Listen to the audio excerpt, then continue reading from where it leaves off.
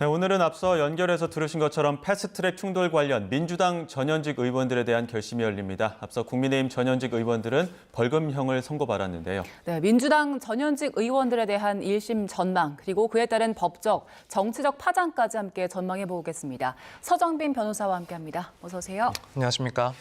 자, 앞서 국민의힘 전현직 의원들에 대한 선고는 있었고 이제 오늘은 민주당 전현직 의원들에 대한 결심 공판입니다. 사건 발생 6년 7개월 만이고 기소된 지 5년 10개월 만인데 왜 이렇게 오래 걸린 겁니까?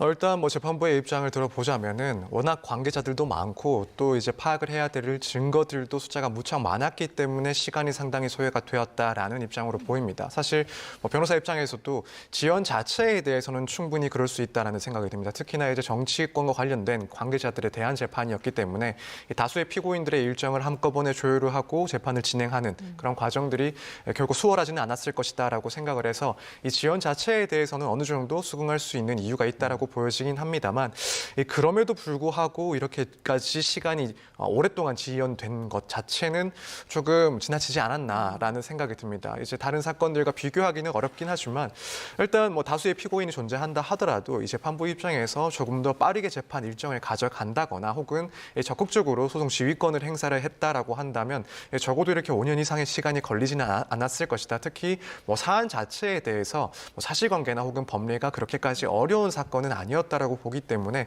이런 점은 결국은 좀 비판 가능한 지점이 아닐까라고 생각이 됩니다. 네, 오늘 민주당 전현직 의원들 그리고 관계자들 어떤 혐의 받고 있는 겁니까?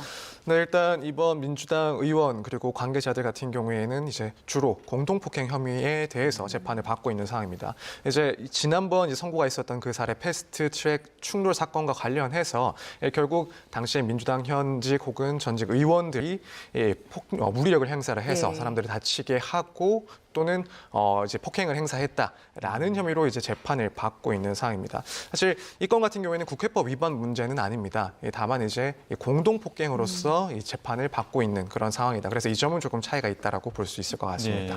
네. 검찰의 구형량이 가장 큰 관심이긴 했는데 앞서 이제 국민의힘 전현직 의원들에 대한 검찰의 구형과 비교해 봤을 때 오늘 검찰의 구형은 어떻게 좀 전망해 볼 수 있을까요? 사실 개인적으로는 이전에 이제 나경원 의원 등에 대한 선고가 없었다라고 한다면 사실 전망하는 것이 상당히 쉬웠을 거라고 생각을 합니다. 그래서 일단 정식 재판으로 흘러간 이상 구형 자체는 당연히 징역형을 구형을 할 것이다라고 볼 수 있었을 텐데 앞서 이제 이 패스트트랙 충돌 건과 관련해서 벌금형이 선고가 됐고 또 여기에 대해서 검찰이 항소를 포기했기 때문에 그렇다면은 그 영향이 오늘 재판의 그 구형에도 상당히 줄 것이다, 영향이 있을 것이다라고 보고 있습니다. 그래서 형식적으로만 형평성을 따진다면 이 그전에 있었던 그 사건에서 구형을 했던 것처럼 징역형 구형하는 것도 충분히 가능하다라고는 보지만 실질적인 형평성을 따진다라고 한다면 특히나 검찰에서는 이번 재판은 이전 선고에 있어서 벌금형을 수용을 하겠다라는 입장까지도 냈기 때문에 그러면은 조금 더 실질적인 균형을 맞추기 위해서 이 벌금형 구형을 하는 것이 충분히 가능하지 않나라고 생각이 드는 그런 상황입니다. 그러면 이따가 검찰에서 어떤 구형을 할지 좀 지켜봐야 될 것 같고 검찰에서 어제 국민의힘 의원들 1심 항소 포기 결정 내렸잖아요. 그 배경은 어디에 있습니까?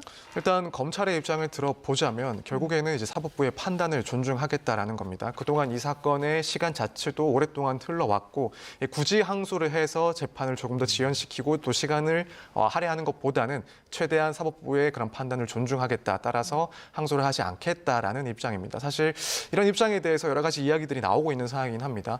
일단 항소를 포기하는 그런 사례 자체가 특히나 이렇게 형종 자체가 바뀌는 사안에서는 극히 찾아볼 수가 없는 그런 사안이기 때문에 여기에 대해서는 정치적인 부담을 조금 회피하기 위한 그런 목적도 있지 않았냐 이런 비판도 있는 입장이고 또 한편으로는 이제 항소를 했을 때 실제로 이제 항소심에서 검찰이 구형했던 것만큼 혹은 1심보다 훨씬 더 큰 변동이 있을 것이냐 여기에 대해서는 현실적으로 그것이 어렵다라는 의견도 있습니다. 그걸 고려를 한다면은 어떻게 보면 항소를 포기하는 것이 비교적 현실적인 그런 방안이 아니었나라는 입장도 있는 것 같습니다.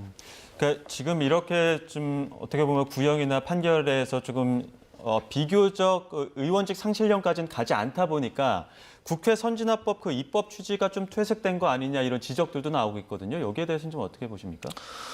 일단 그러한 비판은 충분히 가능하다고 보입니다. 사실 변호사 입장에서는 어느 정도 이런 선고에 대해서는 예상 가능하지 않았나라고 생각되는 지점도 있습니다. 왜냐하면 이 법원에서도 결국 이 국회의원, 그러니까 국민에 의해서 선출된 그런 국회의원들에 대해서 의원직을 상실시킬 정도의 판결을 하는 것은 상당히 신중할 수밖에 없을 것이다라고 생각을 했기 때문에 이런 선고는 뭐 변호인이나 혹은 그 밖에 다른 법조 관계자들의 입장에서는 충분히 좀 예상을 하고 있는 그런 내용도 아니었을까라고 생각이 드는데, 다만 이제 이건 어디까지나 뭐 개인적인 혹은 변호사의 입장에서 판단을 했을 때고, 결국 국민들 입장에서는 이런 선고에 대해서 좀 납득하기 힘들다라는 그런 의견들도 많이 나올 것 같습니다. 특히나 이제 국회 선진화법의 입법 취지가 과거의 뭐 날치기라든가 혹은 국회에서 그런 폭력 사태 등을 방지를 하고 이제 합의를 이끌어내는 그런 과정들을 더 중요하게 판단했기 때문에 이런 점들을 반영을 한 법인데, 과연 국회에서 이 국회의원들이 스스로가 정한 법률을 위반했을 때 이렇게 사실상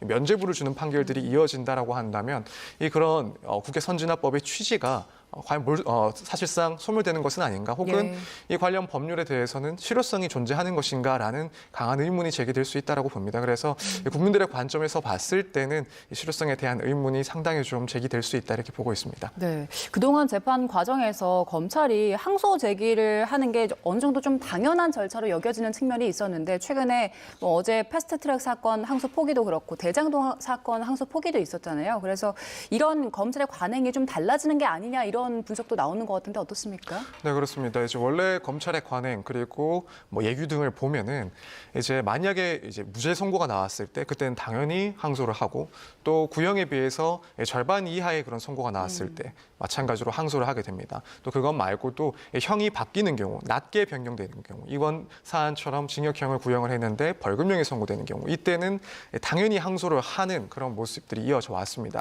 그런데 뭐 현재 뭐 대장동 재판이라든가 이번 패스트트랙 건과 관련해서 항소를 상당히 자제하는 모습을 보여왔기 때문에 앞으로도 이제 이런 것들은 조금 더 잦아질 수 있다라는 생각이 들고, 당연히 지금 민주당 의원들에 대한 이 재판 결과를 보고서도 마찬가지로 이제 항소 포기 가능성이 충분히 높아진 상황이다라고 보여집니다. 다만 이제 조금 우려를 하고 있는 점은 과연 이 점이 일반적인 형사 재판에 있어서도 충분히 적용이 될 것인지, 혹은 이런 정치적으로 민감한 사안에만 국한돼서 적용되는 것은 아닌지, 이 부분이 상당히 좀 우려되는 바가 있고, 또 한편으로는 이제 기계적인 항소는 어떤 기준에서 판단을 할 것인지, 또 실질적으로 항소가 필요한 사건에 대한 기준은 어떻게 될 것인지, 여기에 대해서 좀 더 명확한 그런 기준점이 마련되어야 국민의 입장에서도 어느 정도 예측 가능한 사항들이 발생하지 않을까 이렇게 생각이 됩니다. 네, 패스트트랙 충돌 관련해서 오늘 결심 공판 이야기를 해봤고요. 잠시 후에 또 최상병 특검 결과도 서정빈 변호사 다시 한번 모시고 이야기 나눠보도록 하겠습니다. 여기까지 이야기 나누겠습니다. 감사합니다. 고맙습니다. 감사합니다.